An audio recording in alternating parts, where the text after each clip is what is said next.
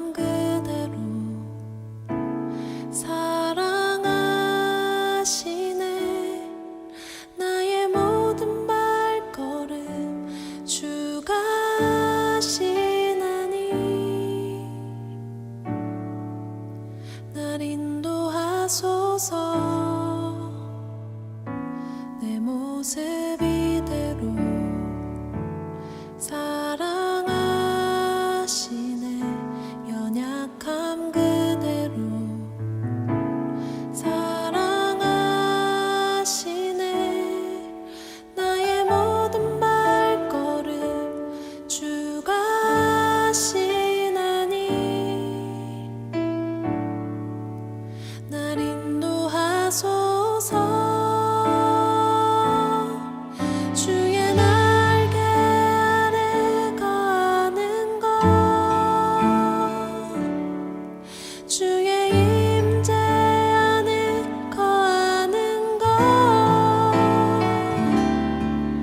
나의 가장 큰 소망, 나의 가장 큰 은혜, 주와 함께 동행하느니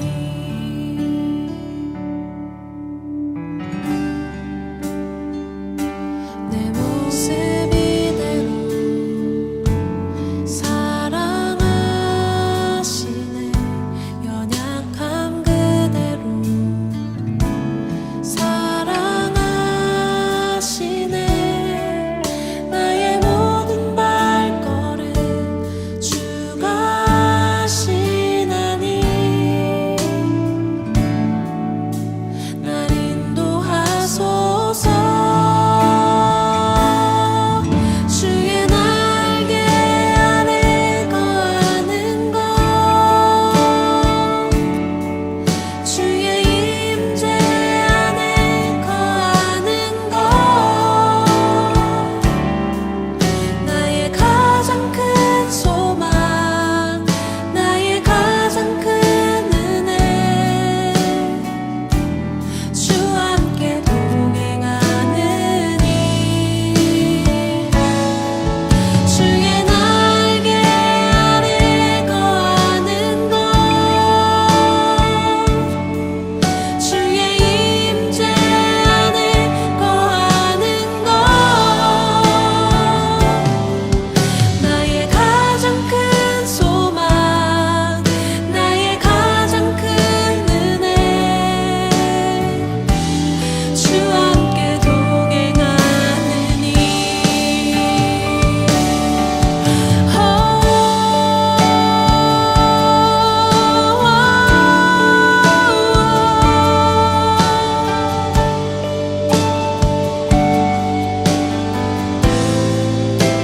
나를 덮으소서.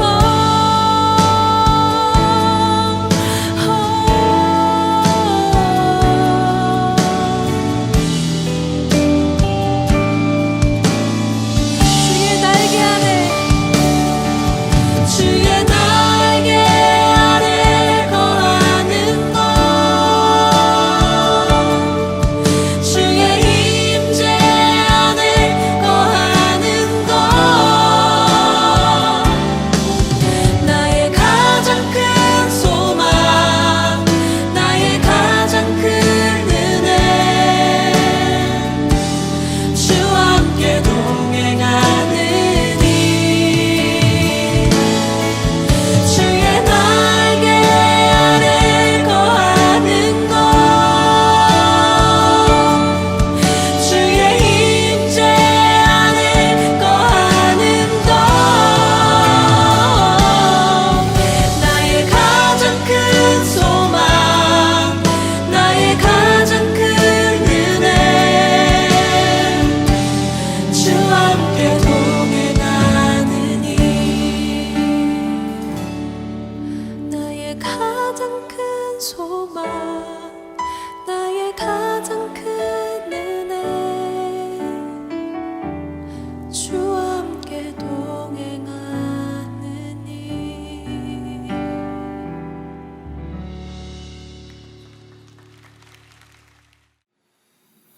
함께 나눌 말씀은 룻기 4장 21절서부터 22절, 마태복음 1장 5절서부터 6절 말씀입니다.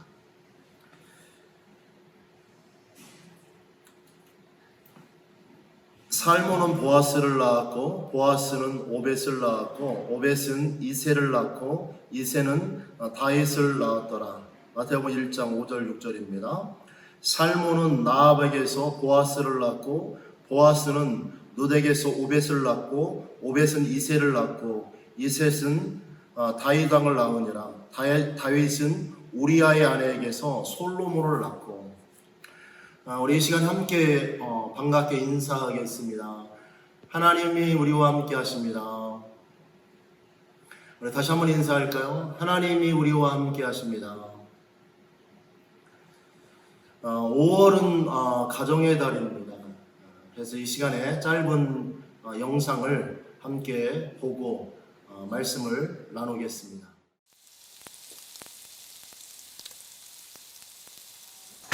시험 잘 봤어? 아니, 완전 망했어. 괜찮아. 다음에 다시 잘 보면 되지 뭐. 거기다. 네?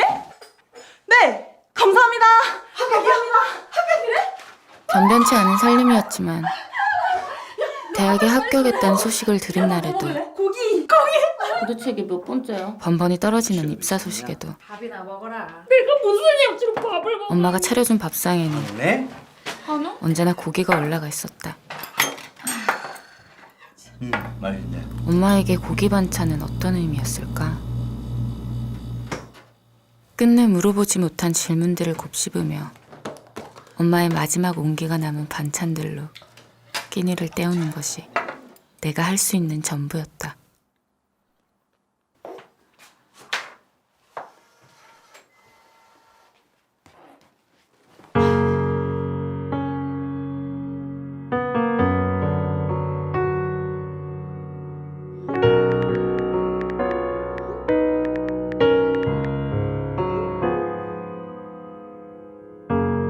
힘이 여보, 들면 지금 뺐다며. 조금씩 어디 맛있는 거 먹으러 갈까? 우리 데이트나 할까? 연차 쌓여서 지금 것들 무슨 왜? 내가 맛 좀 안 하는데? 가자. 어떨까? 난 항상 그래 너의 편이니 네 마음 편하게 있어줄게. 은우야.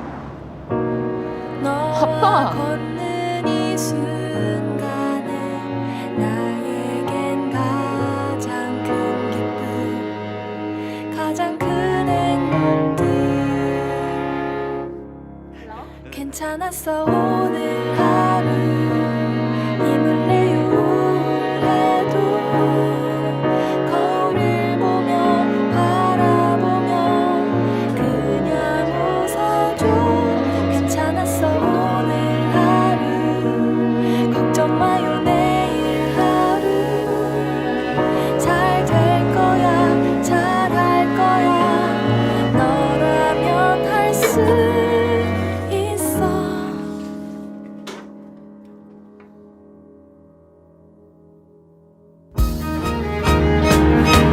수고했어 오늘 하루 용기는 내 발걸음에 한 걸음씩 한 걸음씩 아니면 잘생겼지?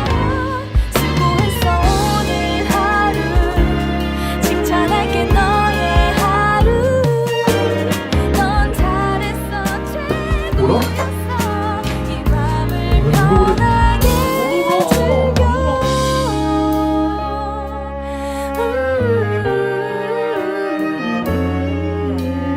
넌 잘했어 한참은 더 따뜻할 우리의 날들.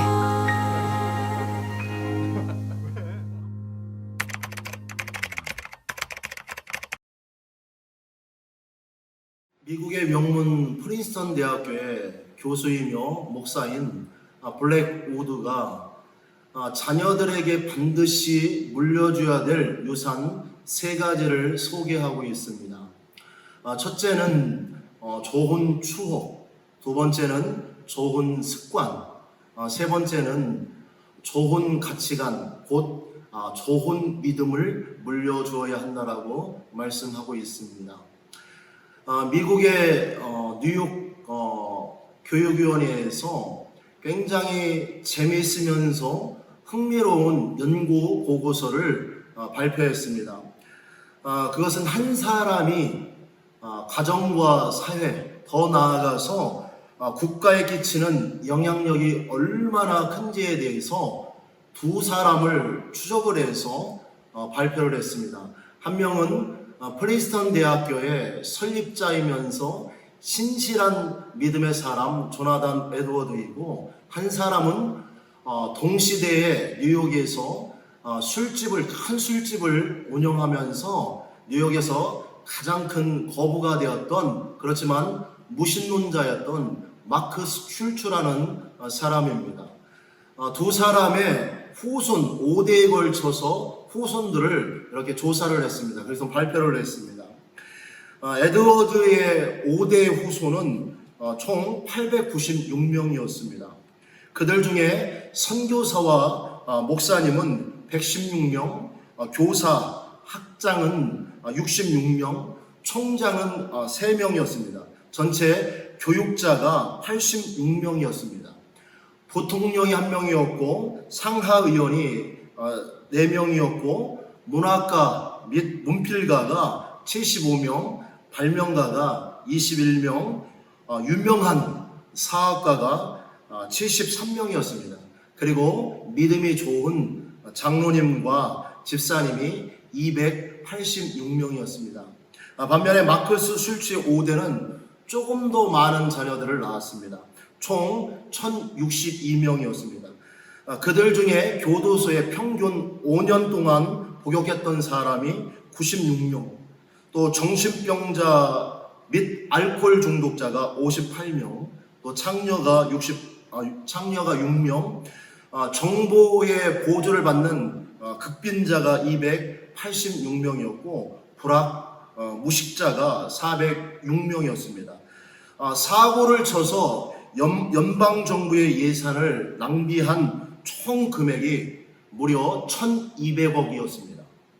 뉴욕시 교육위원회는 후손들에게 눈에 보이는 많은 유산을 물려주는 것도 너무나 귀한 일이지만, 눈에 보이지 않지만 좋은 가치관, 좋은 정신, 좋은 믿음을 물려주는 것이 가정과 사회, 더 나아가 국가에 훨씬 더 유익을 끼친다라고 연구 보고서에서 결론을 내려주고 있습니다. 오늘 말씀은 믿음이 한 사람의 인생을 변화시켰고, 그 믿음이 믿음의 명문 가문을 세워서 사회와 민족에 큰 영향력을 끼쳤고, 더 나아가서 수많은 후손들에게 선한 영향력을 끼쳤던 아름답고 멋진 이야기가 오늘 본문의 말씀입니다. 눕기는 알다시피 보아스와 룻의 아름다운 사랑 이야기입니다. 서로의 만남서부터 또 결혼해서 가정을 이루어서 자녀를 낳기까지 이렇게 사랑 이야기가 주된 내용입니다.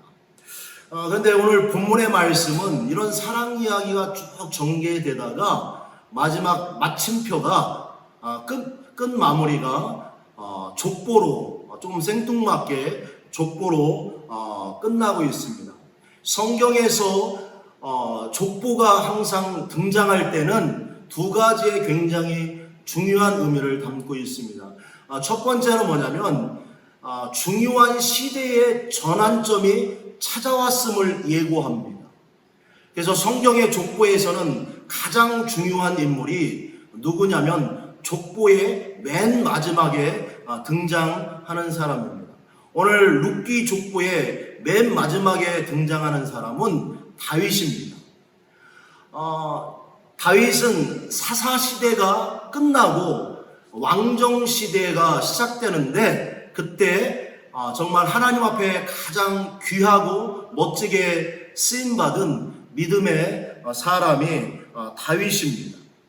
그렇기 때문에 오늘 눕기의 족보는 시대에 굉장히 중요한 전환점이 찾아왔고 그 중심인물이 그 시대의 전환을 이끌 중심인물이 다윗이라는 것을 우리에게 말씀하고 있습니다. 두 번째는 눕기 족보의 굉장히 중요한 교훈이 무엇이냐면 믿음의 사람을 소개하고 그 믿음이 얼마나 중요한지에 대해서 우리에게 교훈해 주고 있습니다. 눕기의 주인공은 보아스와 룻입니다. 그런데 보아스는 2장 1절에 보니까 유다 베들레헴에서 가장 유력한 자라고 소개하고 있습니다.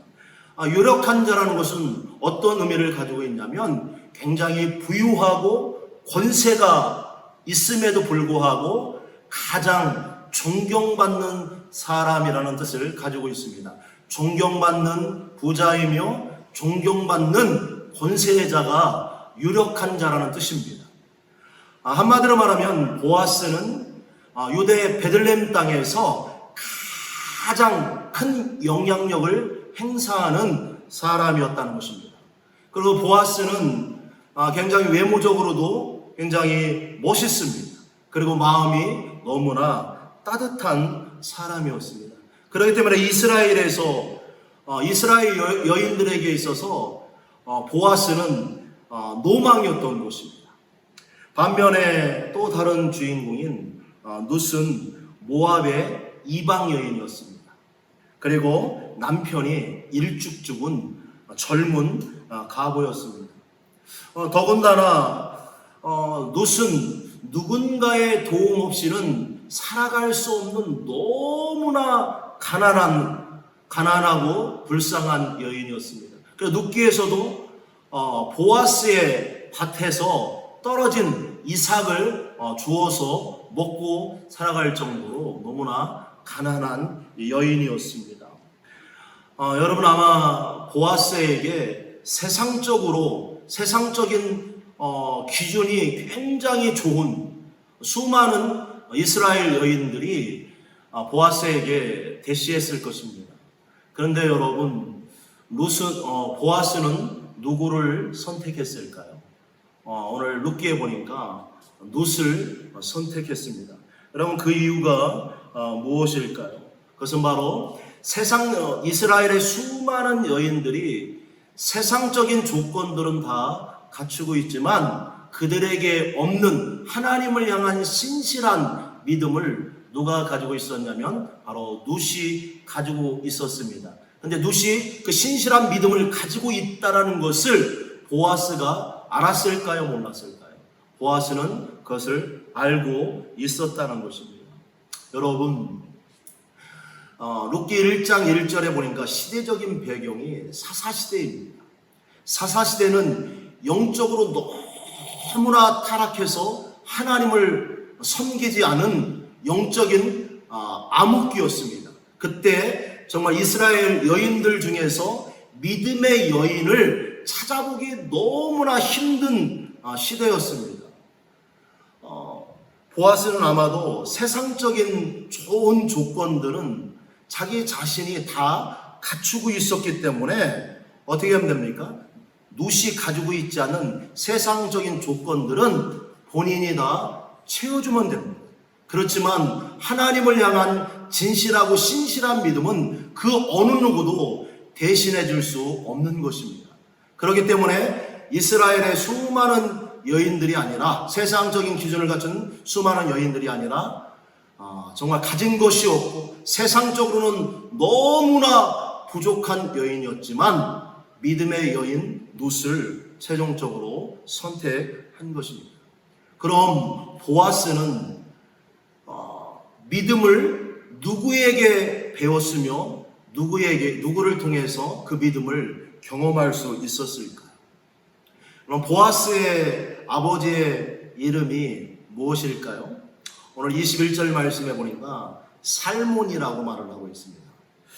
그럼 여러분 보아스의 어머니의 이름은 여러분 무엇일까요? 룻기에는 기록되어 있지 않습니다.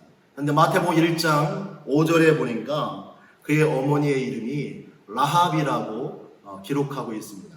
여러분, 라합 이름을 들어보니까 굉장히 우리에게 익숙한 이름입니다. 그녀는 여호수아가 이스라엘 백성들에게 약속한 이 가나안 땅을 이렇게 점령하기 전에 어떻게 했냐면 정탐꾼을 2명을 보내게 됩니다. 근데 그 주 정탐꾼이 여리고에서 굉장히 큰 위험에 빠지게 됩니다. 그때 그 두 정탐꾼을 숨겨줬던 여인이 누구였냐면 바로 라합이었던 것입니다. 그런데 라합의 직업이 무엇이었냐면 여리고의 기생이었습니다. 여러분, 기생은 몸을 팔아서 먹고 사는 너무나 부정한 여인입니다. 부정한 사람입니다.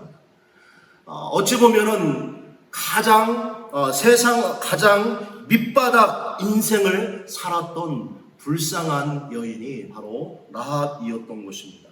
그런데 감사한 것은 라합은 입으로 전해진 하나님에 관한 입으로 전해진 말씀을 듣고 정탐꾼들이 들어오기 전에 이미 하나님을 향한 믿음을 가지고 있었습니다. 그래서 담대하게 정탐꾼을 숨겨줄 수 있었던 것입니다. 한번 생각해 보세요. 정탐꾼을 숨기는 것은 자신의 민족을 배반하는 것이며 또 이것이 발각됐을 때 죽임을 당하는 굉장히 위험한 일입니다. 또 반대로 이 두 정탐꾼을 신고하면 민족의 영웅이 되어서 신분이 상승하고 부귀 영화를 누리게 될 것입니다. 그런데 라합은 믿음이 있었기 때문에 담대하게 정탐꾼을 숨겨주었고 여리고가 이스라엘 백성들에 의해서 점령되었을 때 라합과 그의 가족은 구원을 받게 되었습니다. 여러분, 살모는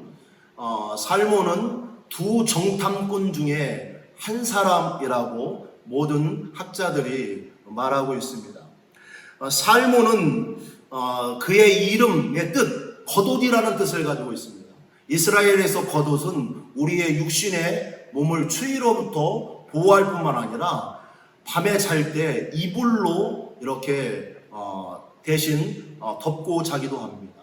어찌 보면 살모는 자신의 이름의 뜻처럼 라합의 과거를 따뜻하게 묻어주고 덮어주고 또 넓은 마음으로 라합을 받아주었습니다.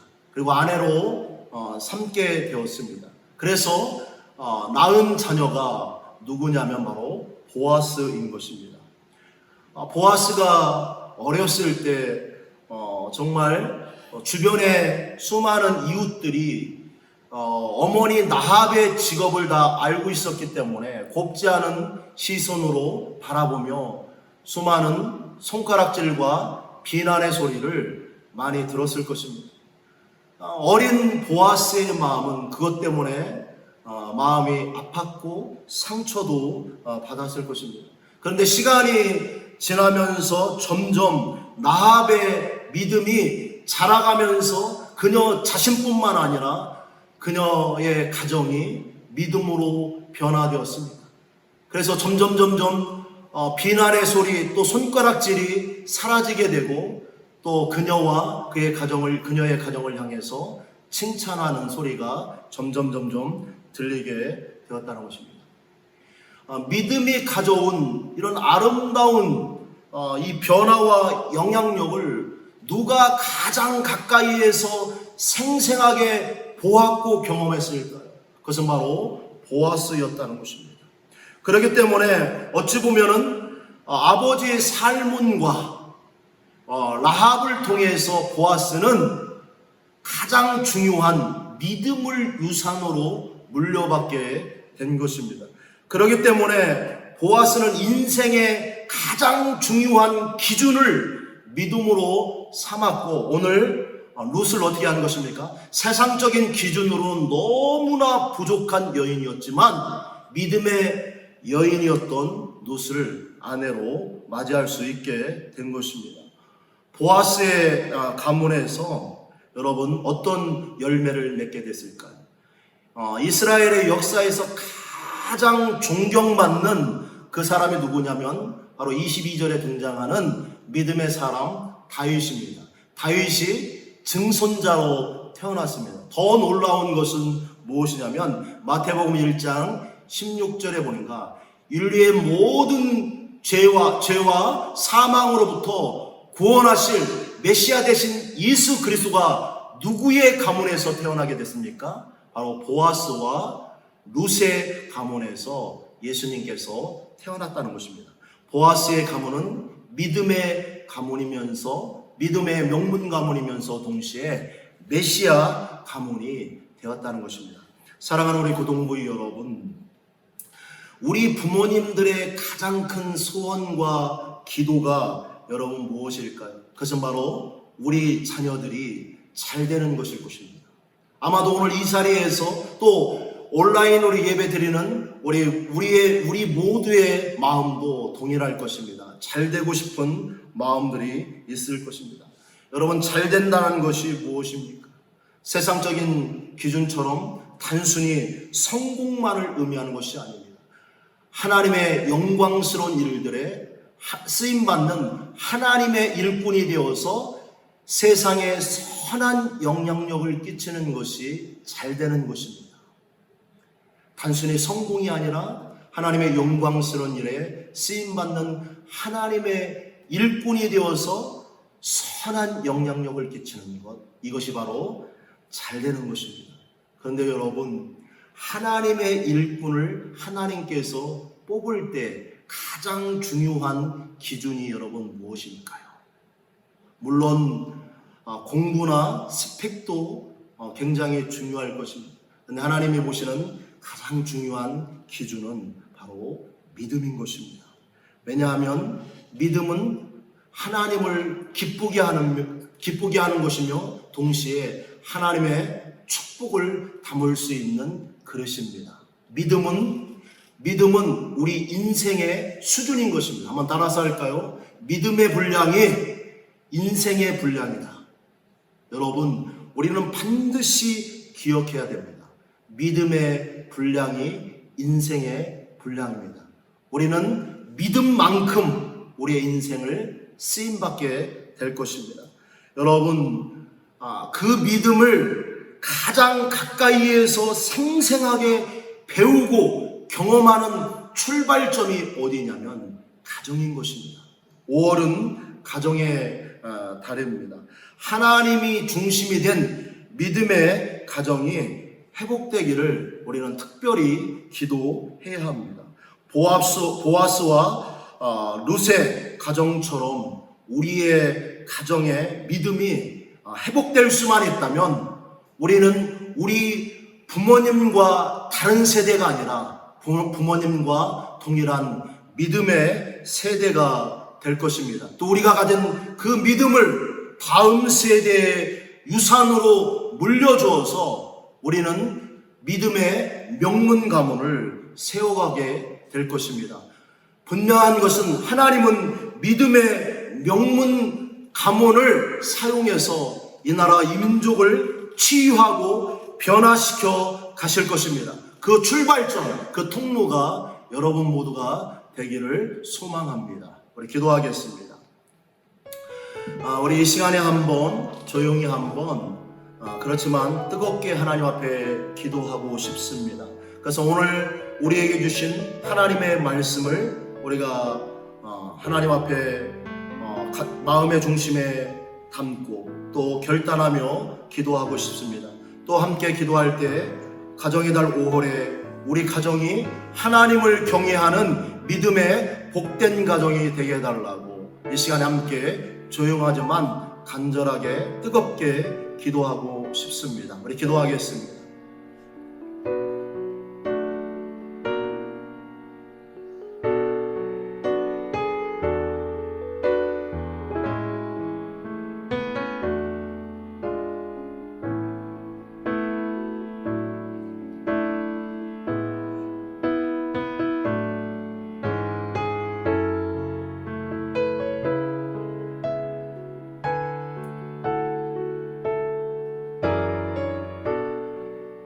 살아계신 아버지 하나님, 결코 믿음의 사람을 찾아볼 수 없는 이스라엘 나라에서 수많은 여인들을 하나님이 선택하지 아니하고 나오미의 가정을 저 멀리 이방 땅 모압에 보내서 하나님은 룻을 선택하셨고 유다 베들레헴 땅으로 옮겨서 보아스를 만나게 하셨고 그와 함께 하나님을 경외하는 믿음의 복된 가정을 세우게 되었어. 그래서 그의 가정을 통해서 정말 이스라엘 백성들이 가장 존경하는 믿음의 사람 다윗이 증손자로 태어나게 되고 아버지 하나님, 인류의 모든 죄와 사망으로부터 구원하실 메시아 되신 예수 그리스도가 그의 가문에서 태어날 수 있게 되었습니다. 하나님, 우리가 소망하는 것은 우리의 가정이 하나님을 경외하는 보아스와 룻의 가정처럼 하나님을 경외하는 믿음의 복된 가정이 되게 하여 주시옵소서. 그래서 우리가 부모님과 다른 세대가 아니라 부모님과 동일한 믿음의 세대가 되게 하시고 우리 자녀와 후손들에게 우리가 가진 믿음을 유산으로 물려주어서 믿음의 명문 가문을 세워갈 수 있도록 축복하여 주시옵소서. 예수님의 이름으로 기도했습니다.